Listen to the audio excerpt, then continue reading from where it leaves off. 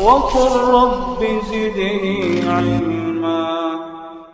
Taklid buta dengan menerima ucapan seseorang dalam masalah akidah khususnya masalah takfiri tanpa berusaha mencari tahu apa dalilnya sahih atau tidak, pengertian dalil itu menurut ulama dulu seperti apa.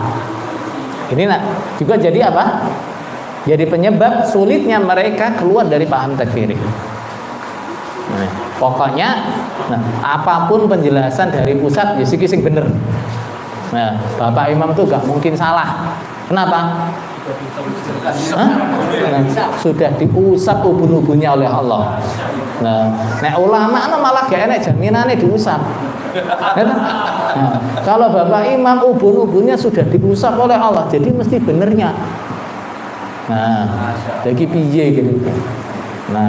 Padahal hadis itu gimana toh? Selain hadis ini dhaif, yang kedua, kalaupun itu sahih, artinya gimana toh? Ya, bunyi hadisnya kan ketika Allah menghendaki seorang hamba menjadi khalifah, maka Allah mengusap ubun-ubunnya. Artinya gimana? Hadis ini seandainya hadis ini sahih, artinya gimana? Ketika Allah menghendaki seseorang menjadi khalifah, dia pasti akan jadi khalifah. Udah. Nah, kemudian terus balik imamnya dia itu apa khalifah dong?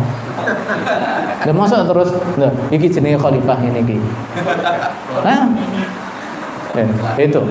Nah, kemudian ditegaskan lagi, artinya diusap ubun-ubunnya itu bukan kok terus maksum terjaga dari salah, enggak. Gitu loh ya. Nah, artinya dia mesti jadi khalifah. Gak ada jaminan khalifah itu maksum. Nah, justru kalau orang melihat sejarah, kekuasaan itu cenderung apa? Menjadikan seseorang itu menyimpang. Untuk apa? Untuk mempertahankan kekuasaannya atau menguatkan kekuasaannya. Makanya kemudian banyak dalil-dalil yang mengancam pemimpin-pemimpin yang menyimpang, ya enggak? Bahkan salah satu dalilnya bagaimana? Barang siapa yang Allah jadikan dia sebagai pemimpin untuk suatu rakyat, sedikit saja tanggung jawabnya, kemudian dia mati dalam keadaan ghos. Apa artinya ghos itu? Curang. Ya, tidak melaksanakan kewajiban dia sebagai pemimpin. Gimana fal jannatu alaihi haram, maka dia haram masuk surga. Ini gimana kok kemudian ada dalil begitu diartikan? Nah, ini artinya Bapak Imam nggak akan salah karena apa? Karena sudah diusap ubun-ubunnya. Nah, ini kalau orang itu nggak diarahkan kepada ini pengertiannya para ulama begini. Ya manut akhirnya. Manut. Tapi kalau ngerti, alah penjelasan ulama ki gak ngono kuwi. Nah, ngerti dong akhirnya. Bapak Imam tuh mesti bener deh. Kenapa? Bapak Imam mesti swarga. Kenapa? Lah besok dia yang jadi saksi kita kok. Nah, siapa yang bilang bahwa imam itu akan jadi saksi buat royahnya? Nek royahnya gak disaksikan, imamnya gak bisa masuk surga, itu dalil dari mana? Bahkan kebalik, imam-imam itu besok di hari kiamat dia akan datang dengan dibelenggu. Kalau dia adil, belenggunya lepas. Kalau dia nggak adil, belenggunya semakin kuat. Nah, tuh. Nah, banyak dalil-dalil yang mengancam pemimpin-pemimpin yang menyimpan dengan ancaman neraka. Lah kok terus diharapnya kok jadi saksinya di hari kiamat? Kalau dia masuk neraka terus gimana nyaksiinnya? Nah, masa orang mau masuk surga nunggu penyaksiannya orang yang di neraka gitu gimana?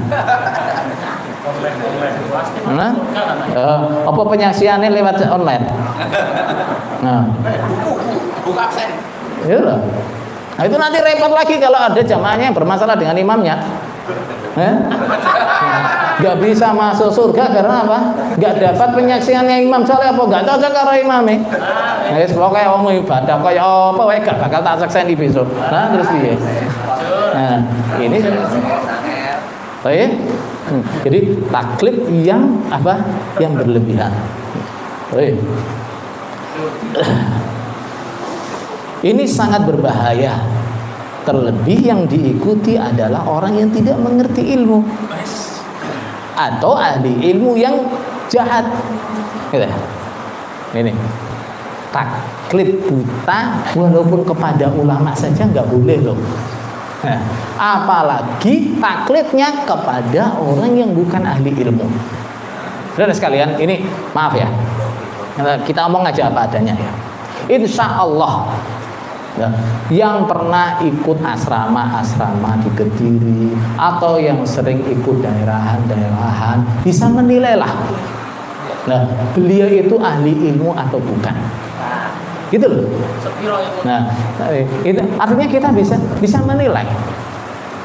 Nah, cuma mungkin orang-orang yang tidak pernah atau mendengarkan langsung, mengikuti langsung beliau, ya, mungkin ya itu tadi, selalu yang digambarkan kepada jamaahnya itu adalah apa? Beliau ini orang pinter, ya, beliau ini orang pinter, didukung juga oleh ulama-ulama. Nah, begitu kan? Nah, ulama-ulama itu apa sih dianggap ulama? Yang ini kibian iki. Nah, sing predingane iki dianggap ulama itu loh. Ya. Enggak, termasuk tuh ulama. Ulama. Nah, itu. Nanti ke sini ulama. Nah, gitu loh ya. Nah, jadi ini kita dengan ulama saja gak boleh begitu. Artinya sekalipun dia itu ahli ilmu, kalau jelas salah harus ditolak. Imam Syafi'i loh, siapa sih nggak ngaku Imam Syafi'i itu ulama? Hah?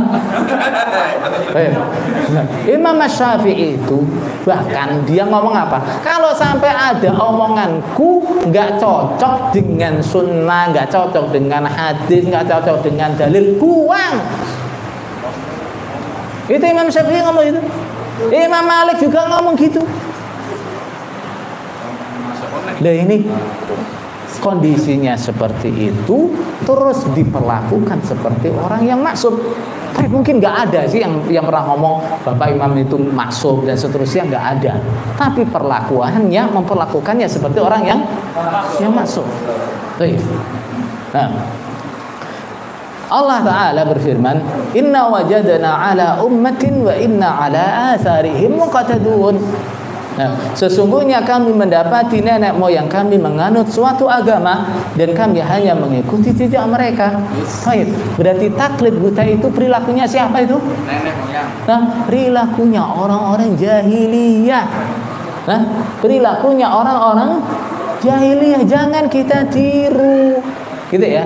Kalaupun kita bingung butuh bertanya, kita nggak bisa memahami dalil, kita nggak bisa memahami masalah, kita tanyanya kemana? Fas'alu ahla dzikri in kuntum la ta'lamun. Nah, tanyakan kepada ulama. Kita sudah tanya kepada ulama loh. Kemudian suatu saat kita tahu jelas fatwanya ulama yang dulu itu salah bertentangan dengan dalil, juga nggak boleh dipegang karena apa? Ini fatwanya ulama fulan. Apalagi ini bukan ahli ilmu.